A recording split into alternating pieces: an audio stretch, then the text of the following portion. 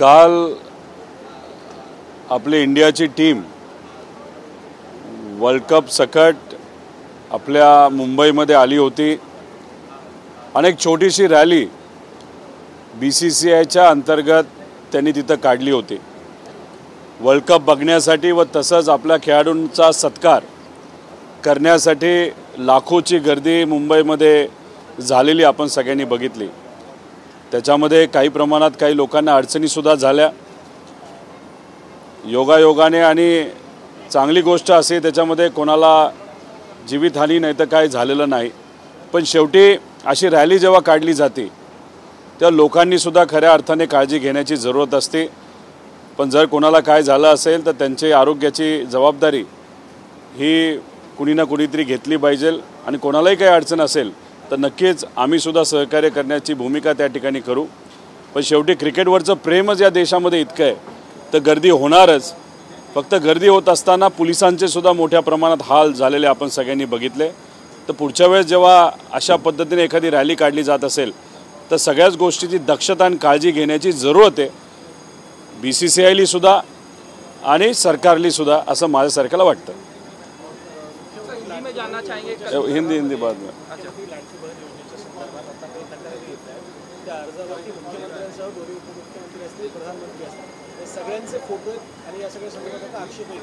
आम्ही हेच सांगतोय की या सरकारने महायुतीच्या सरकारने ही जी लाडली बहीण योजना आणलेली आहे त्याच्या मागे फक्त राजकीय हेतू आहे, कोणालाही मनापासून मदत करण्याचा हेतू दिसत नाही। 46,000 कोटी रुपये या योजनेला लागणार आहे, पण या भाजपच्या सरकारने महाराष्ट्रातल्या फक्त 10,000 कोटी या योजनेला दिलेले आहेत।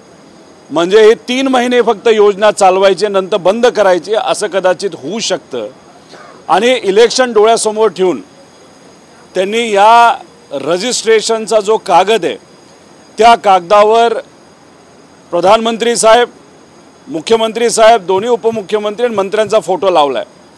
सरकारच्या असे अनेक योजना आहेत ज्याच्यावर अशा पद्धतीने फोटो लावले जात नाहीत। त्यामुळे ही जी योजना आणली आहे फक्त आणि फक्त इलेक्शन डोळ्यासमोर ठेवून आणि लोकसभेला जो झालेला पराजय आहे या सरकारचा त्याच्यामुळेच ही योजना आणलेली आहे। सामान्य लोकांचं हित या सरकारने मनामध्ये ठेवलेलं नाही, त्यामुळे हे सरकार घाबरले म्हणून ही योजना तिथं आणली। त्यामुळे आम्ही भाषणामध्ये सुद्धा या योजनेचं पूर्णपणे श्रेय महाराष्ट्राच्या सामान्य जनतेला दिलेलं आहे। पण हे सरकार या योजनेचा वापर फक्त राजकीय दृष्टिकोनातून करत असेल, इलेक्शन पुरता करत असेल तर हे योग्य ठरणार नाही।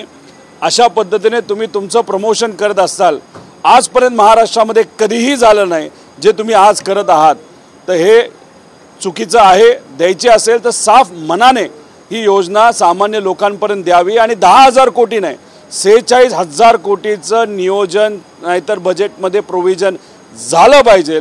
तात्पुरत्या पद्धतीने इलेक्शन डोळ्यासमोर ठेवून अशा योजनेचं इम्प्लिमेंटेशन करणं हे योग्य नाही। विश्व हिंदू परिषदेने देखील याच संदर्भात आता आक्षेप घेतलाय की या योजनेमध्ये जे काही तुम्ही नियम आणले त्यात आणखीन एक नियम आणा, त्यामध्ये 2 पेक्षा जास्त मुलं असणाऱ्यांना या योजनेचा लाभ देऊ नये असं आता विश्व हिंदू परिषदेने।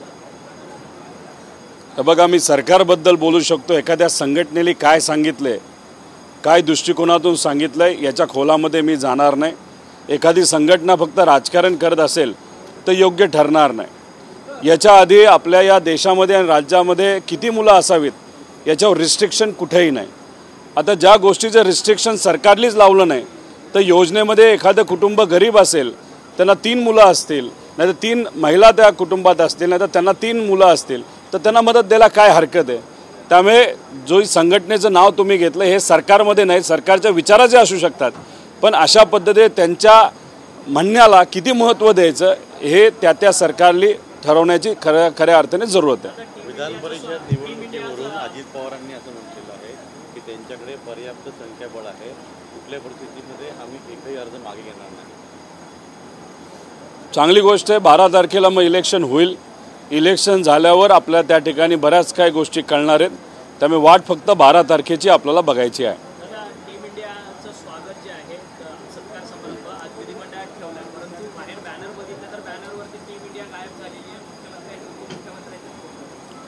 आता काय त्यांना त्यांचीच टिमकी वाजवायची असेल, ज्या खेळाडूंनी आपल्याला वर्ल्ड कप दिला त्या खेळाडूंचा फोटो जर बॅनरवर लावला जात नसेल आणि टीम इंडियाने जो वर्ल्ड कप जिंकला याच्यामध्ये महाराष्ट्र सरकारमध्ये असणाऱ्या नेत्यांना जर वाटत असेल की त्यांचा सुद्धा त्याच्यामध्ये वाटा आहे म्हणून त्यांचे फोटो इथं लावले जात असतील, हे हास्यास्पद आहे.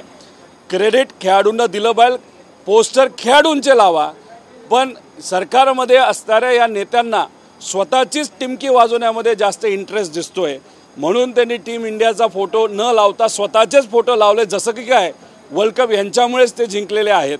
जसं मगाशी तुम्ही सांगितलं लाडकी बहीण योजनेमध्ये जसे फोटो या नेत्यांनी स्वतःचे लावले आणि तिथं ती योजना राबवण्यात राजकीय हेतू ठेवला. आता वर्ल्ड कप जिंकण्यामध्ये सुद्धा राजकीय हेतू ठेवून हे जे करत असतील हे कितपत योग्य आहे. पण या सरकारकडनं आपण दुसरी कुठलीही अपेक्षा करू शकत नाही. त्यामुळे टीम इंडिया नक्कीच जिंकली, पण महायुती जे टीम इंडियाचं सुद्धा क्रेडिट घेण्याचा जे प्रयत्न करते त्यांना पाडण्याची जबाबदारी सामान्य लोकांनी आणि आमच्यासारख्या महाविकास आघाडीच्या कार्यकर्त्यांनी घेतली. 2024ला नक्कीच तो बदल झाला असेल आणि लवकरच जे कुठलं वर्ल्ड कप होईल पुढच्या 5 वर्षामध्ये, नाही तर कुठलीही टुर्नामेंट असेल त्याच्यामध्ये आपली इंडिया टीम जिंकली, ती महाविकास आघाडीचे सर्व नेते त्यांना बोलवेल, पण तिथं फोटो फक्त टीम इंडियाचा असेल एवढंच या ठिकाणी सांगतो. दुधाला हमीभाव मिळावा यासाठी केंद्र सरकारने सुद्धा विचार करावा असं पत्र आहे ते सहकार मंत्री विखे पाटील यांनी लिहिलेलं आहे. जे उत्पादक आहेत त्यांच्याकडून सुद्धा आता मागणीला जोर झालेला आहे. लोकशाहीकडून वारंवार या बाबतीत आता कसं आहे की माझी लाडकी बहीण योजना राज्य सरकारने आणली. आता दूध उत्पादक शेतकऱ्याची पत्नी, बहीण, मुलगी ही सुद्धा आपली बहीणच आहे. आणि मग अशा परिस्थितीमध्ये त्या बहिणीला मदत करण्यासाठी या राज्य सरकारने मदत देण्याची जरूरत आहे, पण राज्य सरकार पैसे देत नाही. जिथं 450 कोटी रुपये लागणार आहेत त्यात फक्त 50%च पैसे आत्तापर्यंत दिले गेले. आता याच्यात केंद्र सरकारने तेवढ्यातच पावडर इम्पोर्ट करण्याचा निर्णय घेतला, ज्याच्यामुळे दुधावर खूप मोठा परिणाम होणार आहे. त्यामुळे जे मोठे भाऊ दिल्लीत बसलेले आहेत तर त्या मोठ्या भावाला महाराष्ट्रामध्ये असणारे जे छोटे 3 भाऊ आहेत जे महायुतीमध्ये आहेत, कुठेतरी जाऊन त्यांनी सांगावं की बाबांनो अशा पद्धतीने आयात निर्यात धोरण करायचं नसतं. पावडर जर इम्पोर्ट केली तर दुधाचे भाव अजून पडतील. पण शेवटी महायुतीतले नेते केंद्रात जाऊन सामान्य लोकांच्या हितासाठी बोलताना आपल्याला कुठेही दिसत नाहीत. जर फक्त दिल्लीत कशासाठी जातात तर राजकीय बैठकासाठी जातात, तिकिटासाठी जातात, पदासाठी जातात.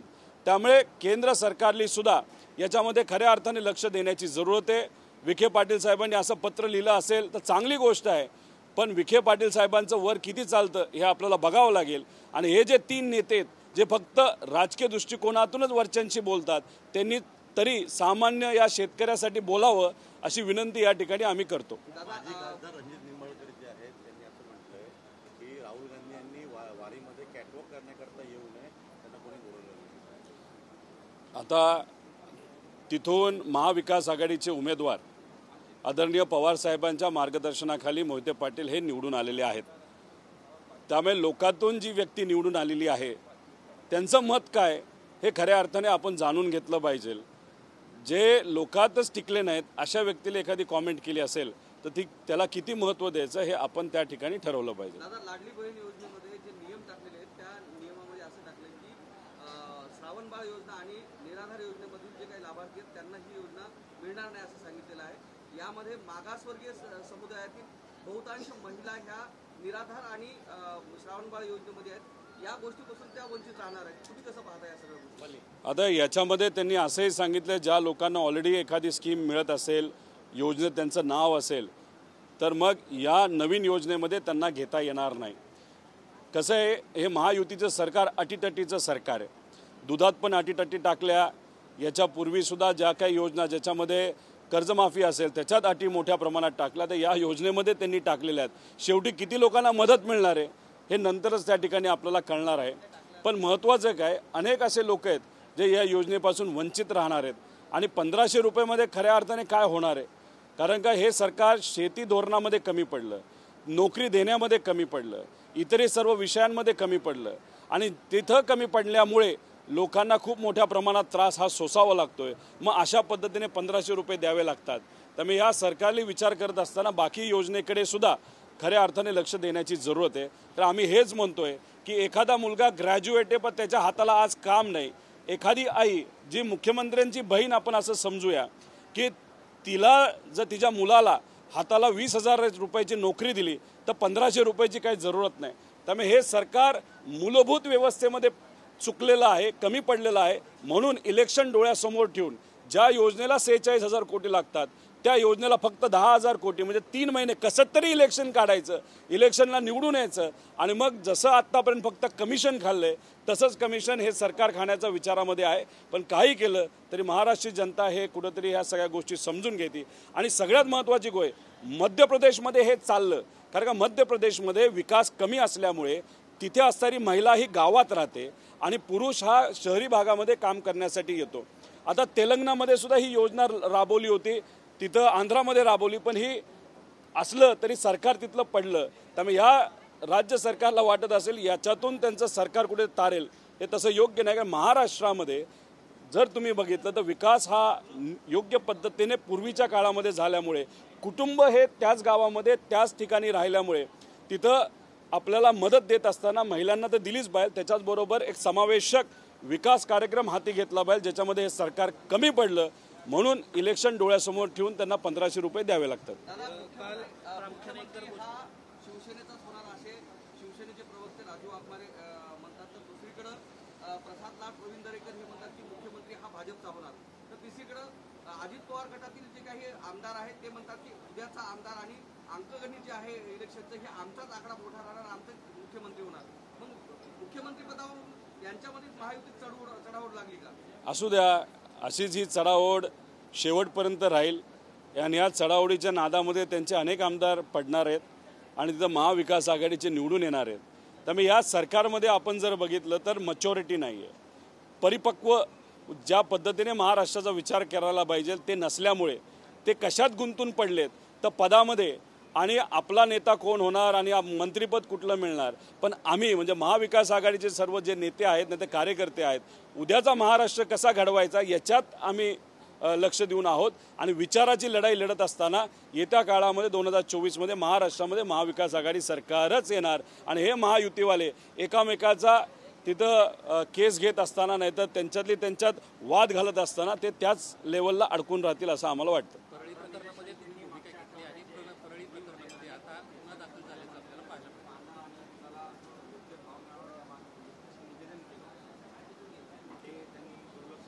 कुणी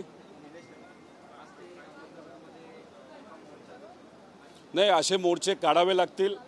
कांद्याचा भाव वाढत नाही, जेव्हा वाढायला पाहिजे होता तेव्हा ह्यांनी निर्यात धोरण आहे त्याच्यामध्ये मोठ्या प्रमाणात बदल केले।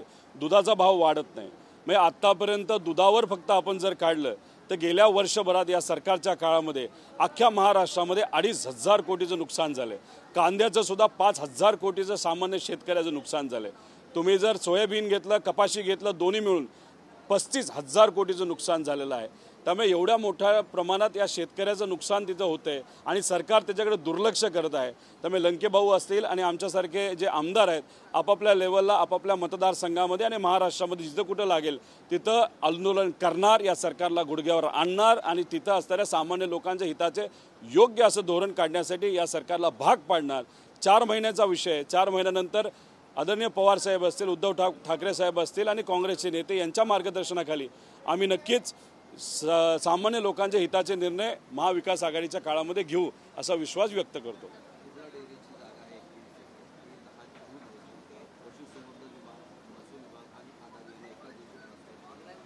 कुठली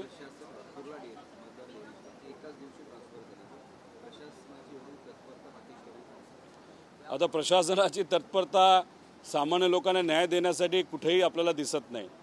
आता याच्या आधी जी योजना लाडकी मुलगी योजना या सरकारने आणली होती त्याला 1 रुपयासुद्धा दिला गेला नाही।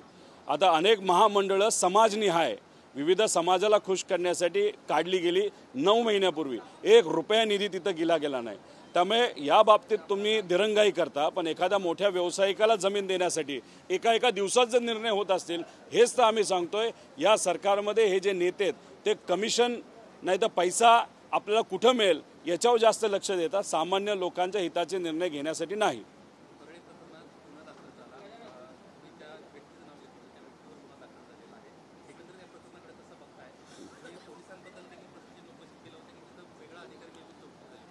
परळी या मतदारसंघामध्ये जे वाल्मिक कराड आहेत त्यांचं राजकीय हस्तक्षेप तसंच चुकीच्या प्रवृत्तीचे लोक त्यांच्याबरोबर असल्यामुळे तिथं असणाऱ्या सामान्य लोकांना खूप मोठ्या प्रमाणात अडचणी ह्या सोसाव्या लागतात. तिथं लोक चांगली आहेत, तिथे असणारे व्यापारी असू द्या, शेतकरी असू दे, सर्व कष्टकरू आहेत. नेत्यांबद्दल मला काय बोलायचं नाही, पण अशा प्रवृत्ती वाल्मिक कराडच्या प्रवृत्तीचे लोक परळीमध्ये असल्यामुळे तिथं गुंडागर्दी खूप मोठ्या प्रमाणात वाढलेली आहे. याच्यामध्ये खोटे गुन्हे मोठ्या प्रमाणात सामान्य कार्यकर्त्यांवर टाकले जातात. हे सुद्धा जे मर्डर प्रकरण परळीमध्ये झालेलं आहे त्याच्या मागे कदाचित असं म्हणलं जातं की वाल्मिक कराड आणि त्यांच्या काही लोकांचा हात आहे अशी चर्चा आहे. आता याच्यामध्ये बबन गीतेचं नाव घेतलं, पण बबन गीते स्वतः तिथं कधीच नव्हते. त्याच्याचबरोबर ज्या व्यक्तीला गोळ्या लागल्या, 2 व्यक्तीला लागल्या, दुर्दैवाने एका व्यक्तीचा त्याच्यामध्ये मृत्यू झाला आणि दुसऱ्याला जिथं गोळ्या लागल्या आहेत त्यांनी जे स्टेटमेंट दिलेलं त्या स्टेटमेंट अनुसार आम्हाला कळतं की वाल्मिक कराडच्या वर तिथं कलम टाकले गेलेत पोलिसांच्या माध्यमातून. पण याच्यामध्ये तिथले पोलीस हे कुठेही सामान्य लोकांच्या बाजूने निर्णय घेताना दिसत नाहीत, दबावात आहेत. त्यामुळे आमचं असं मत आहे की एक प्रामाणिक एखादा पोलीस अधिकारी तिथं जर आपण पाठवला आणि त्यांच्या अंतर्गत जर तिथं शहानिशा झाली तर ते योग्य ठरू शकतं. CIDला तरी हे प्रकरण द्या, नाही तर CBIला तरी प्रकरण द्या, पण याच्यामध्ये निपक्ष कुठंतरी एक इन्व्हेस्टिगेशन झालं पाहिजे. आणि हे जे प्रकरण परळीमध्ये अनेक वर्षांपासून सुरू आहे ते कुठंतरी थांबवलं पाहिजे. येणाऱ्या इलेक्शनमध्ये सामान्य लोकच ते थांबवतील, पण तरीसुद्धा पुढच्या 4 महिन्यामध्ये द्वेषातून तिथे असणारे आमचे कार्यकर्ते असतील, इतरही सामाजिक कार्यकर्ते असतील, नाहीतर नागरिक असतील, यांच्यावर जे काय पद्धतीचे दबाव टाकला जातो तो कुठेतरी थांबला पाहिजे. त्यामुळे तिथे असणारे पोलीस अधिकारी SP पासून सगळे हे बदलण्यात यावे आणि स्वच्छ प्रतिमेचे पोलीस अधिकारी त्या जिल्ह्यामध्ये आणि त्या तालुक्यामध्ये ठेवावेत अशी आमची सगळ्यांची मागणी आहे.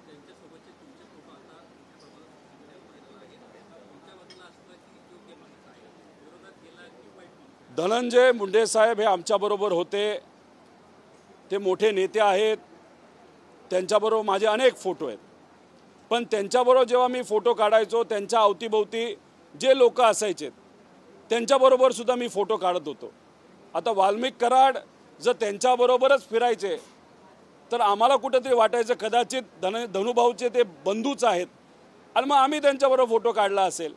त्यामुळे पूर्वी धनुभाऊबरोबर फोटो काढताना वाल्मिक कराडांबरोबर फोटो काढले असतील, अजून बरेच त्यांच्या अवतीभोवती असणारे जी मंडळी आहेत त्यांच्याबरोबर आम्ही फोटो काढले असतील. त्यामुळे तिथं धनुभाऊकडे बघून जे फोटो काढले आणि तेच फोटो आज जर त्यांची लोक व्हायरल करत असतील त्याला मी काय करणार. त्यामुळे याच्यामध्ये मी आज स्पष्टपणे बोलत आहे की तिथलं जे वातावरण आहे अतिशय बिकट वातावरण आहे. गुंडागर्दी मोठ्या प्रमाणात असे राजकीय लोक त्या ठिकाणी वाढवत आहेत, ज्याच्यामुळे छोट्या व्यापाऱ्यापासून सामान्य लोकांपर्यंत खूप मोठ्या अडचणी या तिथं सोसाव्या लागतात. कमिशन छोट्या छोट्या गोष्टीमध्ये घेतलं जातं. तुम्ही परळी शहरामध्ये जी कामं झाली किती रुपयाची झाली आणि खरंच तेवढी कामं झालीत का याचाही अंदाज तुम्ही घ्या. त्याच्यावरून तुम्हाला कळेल की तिथं फक्त बिलं काढली जातात, कामं तर मात्र त्या ठिकाणी होत नाहीत. या सगळ्या गोष्टींकडे कुठं लक्ष देण्याची जरूरत आहे.